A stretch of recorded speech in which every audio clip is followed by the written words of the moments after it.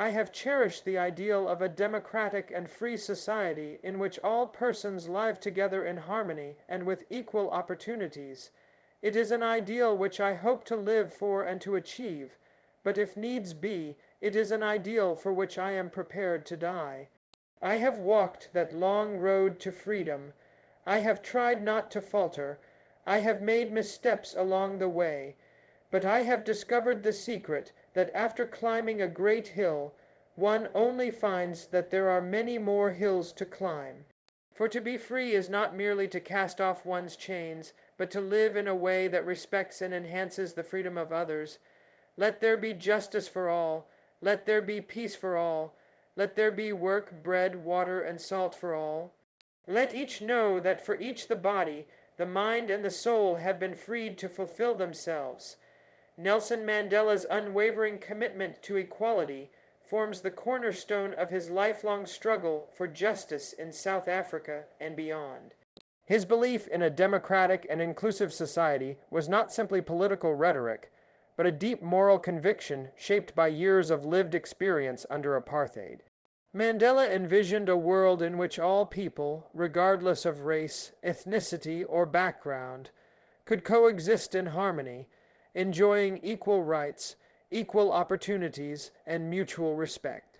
This belief stood in stark contrast to the racially segregated system under which he and millions of South Africans lived, a system designed to benefit a minority while disenfranchising the majority. For Mandela, such inequality was not just a political issue. It was a human issue, one that touched every aspect of life, from education and employment to housing and legal rights.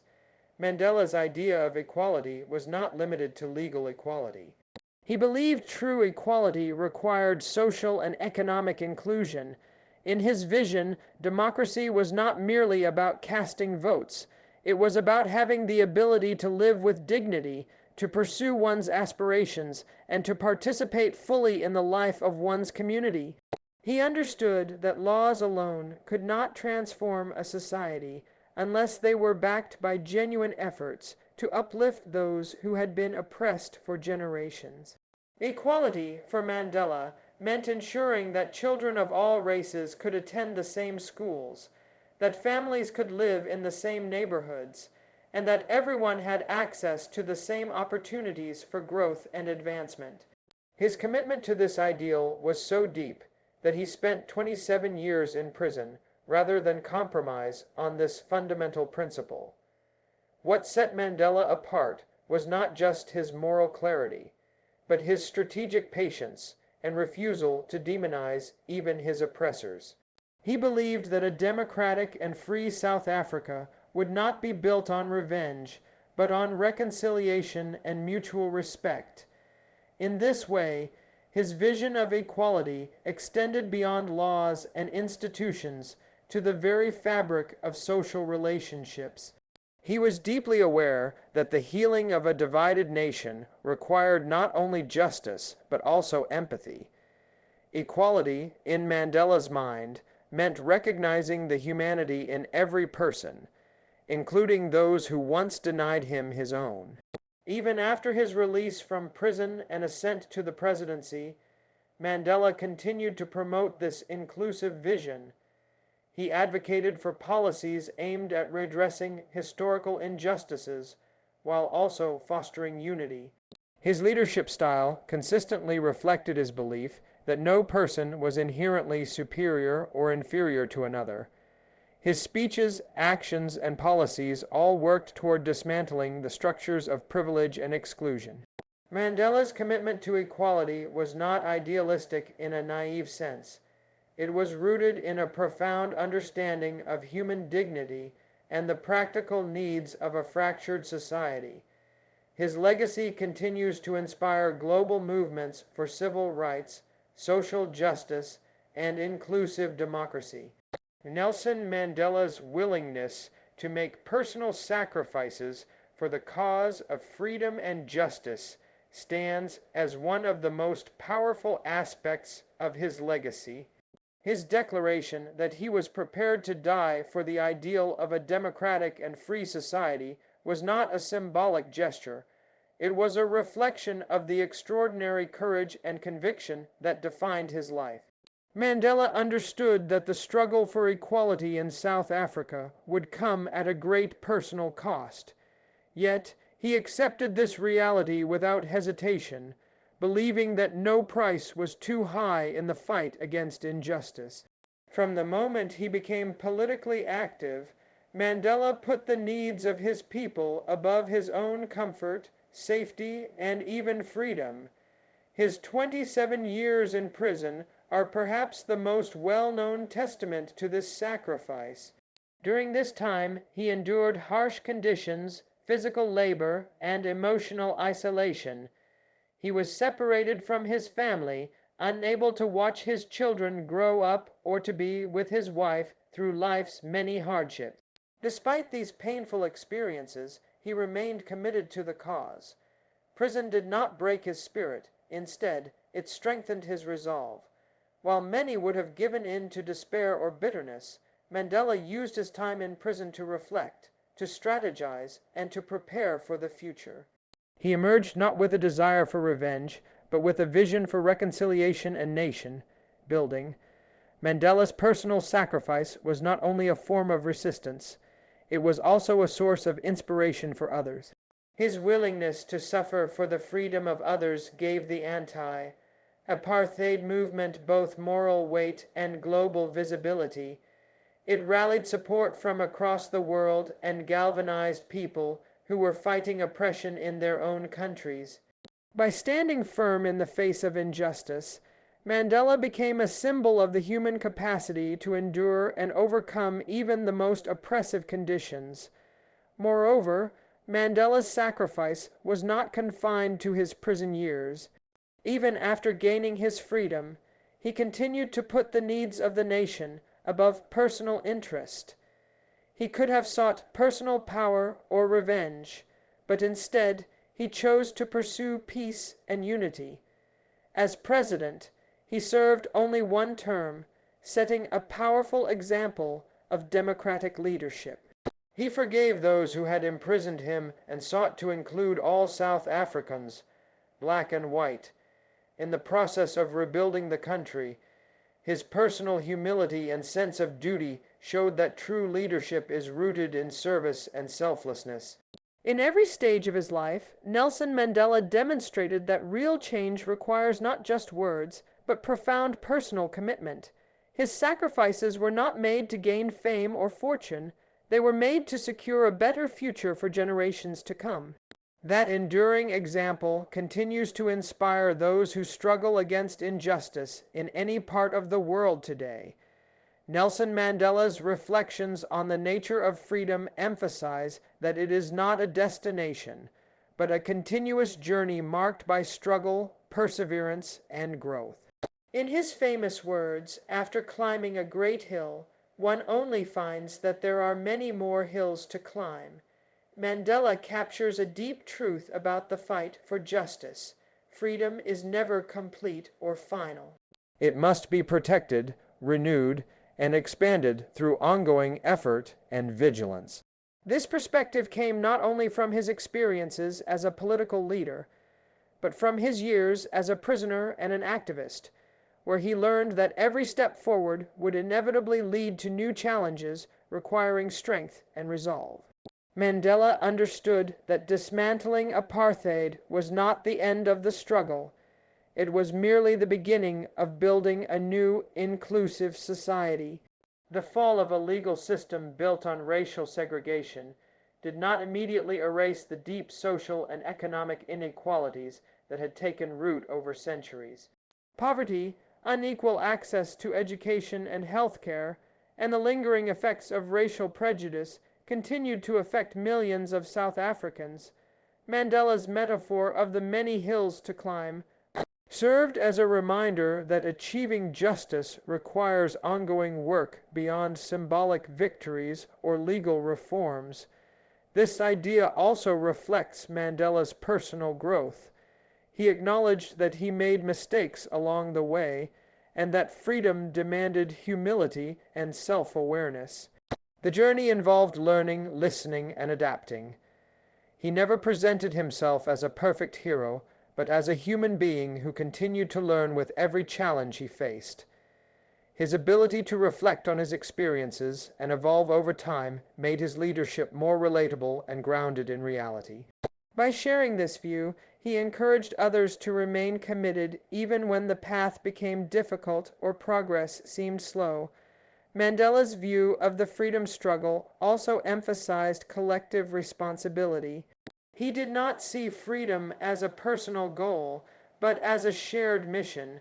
In his mind, every citizen had a role to play in shaping the future, whether through activism, education, public service, or simply treating others with dignity and respect. The many hills were not his alone to climb. They were a challenge to the entire nation. This collective spirit helped South Africans move from a divided past toward a vision of unity, even in the face of ongoing hardship. Furthermore, Mandela's words resonate globally.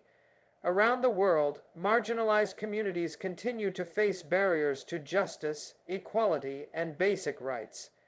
His message serves as both inspiration and caution. Even after major breakthroughs, the work must continue. Injustice can resurface in new forms, and freedom must be defended with the same courage and determination that earned it.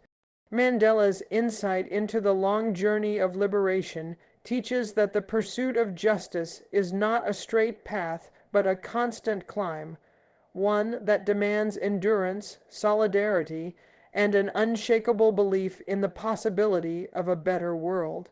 Nelson Mandela's understanding of freedom went far beyond the simple notion of breaking physical chains.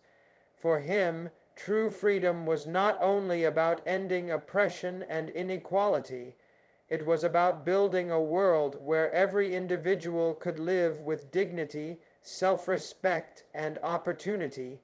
One of his most profound statements on the subject is, "For to be free is not merely to cast off one's chains, but to live in a way that respects and enhances the freedom of others." This idea is at the heart of Mandela's moral and political philosophy. It emphasizes that personal liberation must be linked to the liberation of those around us, and that freedom carries responsibility, not just rights. Mandela saw freedom as a mutual and collective condition. In his eyes, a society is only truly free when all of its members, regardless of their background or identity, have the opportunity to live fully and meaningfully. This means not only the absence of oppression, but also the presence of respect, compassion, and support between individuals and groups. Mandela believed that one's freedom was incomplete if others remained bound by poverty, prejudice, or fear. That is why he dedicated his life not just to fighting apartheid laws, but also to changing people's hearts and minds, to transforming how individuals treat one another in everyday life. This vision of freedom also required a moral shift. Mandela challenged people not only to seek their own liberation, but to actively contribute to the freedom of others. This meant standing up against injustice, even when it did not directly affect you. It meant defending the rights of minorities, respecting diverse cultures and beliefs, and working to reduce inequality in every form. For Mandela, being free implied being part of a community where each person had a role in creating a more just and compassionate society. He believed that freedom was most powerful when it was shared and when it inspired collective upliftment rather than selfish gain.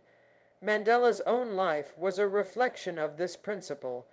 Even after gaining his personal freedom, he did not rest. He continued to fight for the rights of those who were still marginalized, those who lacked education, healthcare, land, or economic opportunity.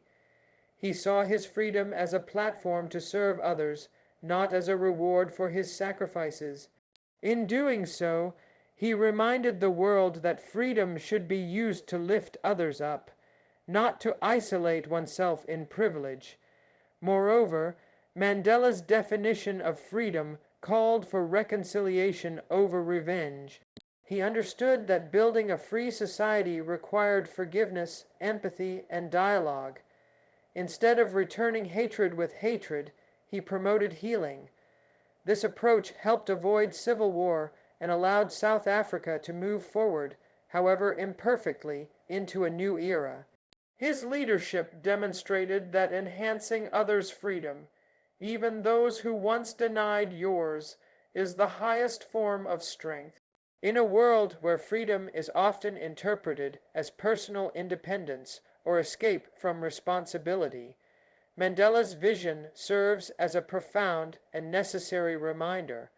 We are truly free only when we help create a world in which others can also be free. Nelson Mandela's powerful call, "Let there be justice for all. Let there be peace for all. Let there be work, bread, water, and salt for all," encapsulates his belief that freedom and justice must be grounded in meeting the basic needs of every individual. For Mandela, justice was not limited to legal equality or the absence of discrimination. It had to be practical, visible, and rooted in everyday life. A just society, in his view, was one where people had access to the resources and opportunities they needed to survive, grow, and thrive. He understood that without access to food, water, employment, and peace, political rights meant very little to those still trapped in poverty and insecurity. This broad, inclusive understanding of justice came from Mandela's deep connection to the struggles of ordinary South Africans. Under apartheid, black South Africans were systematically denied not only political rights, but also access to decent jobs, quality education, health care, housing, and even basic nutrition. As a result, millions lived in poverty and despair. Mandela saw that true justice would require more than changing the laws. It would demand transforming the social and economic structures that kept people oppressed. That is why, after becoming president, he prioritized programs aimed at improving housing, expanding access to clean water and electricity, increasing employment, and providing health care to underserved communities. Mandela's emphasis on bread, water, and salt reflects a fundamental human truth. Dignity begins with survival. No person can truly exercise freedom or participate in society if they are starving, homeless, or sick. By listing these basic necessities alongside justice and peace, Mandela reminded the world that rights and needs are deeply intertwined.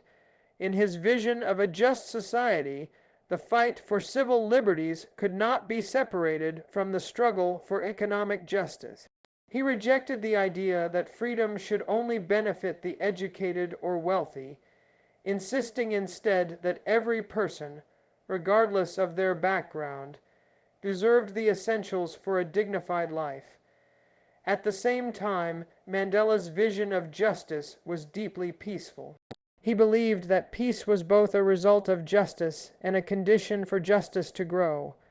A nation racked by violence, whether from the state or from internal conflict, could not create the stability needed for economic development or social healing. That is why he consistently called for peace, not just in South Africa, but across the world.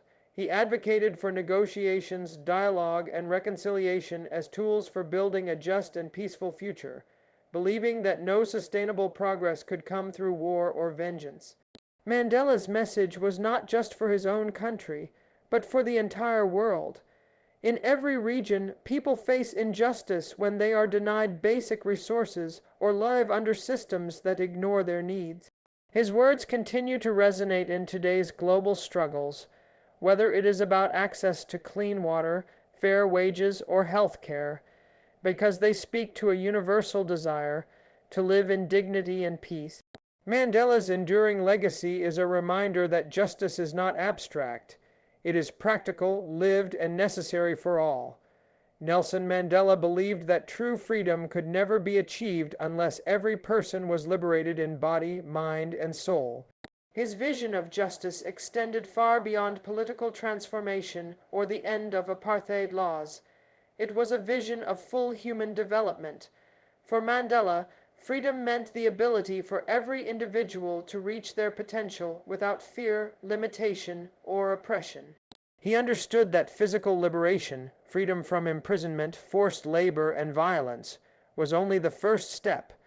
What mattered equally was mental freedom, the ability to think critically, express oneself without fear, and learn without restrictions.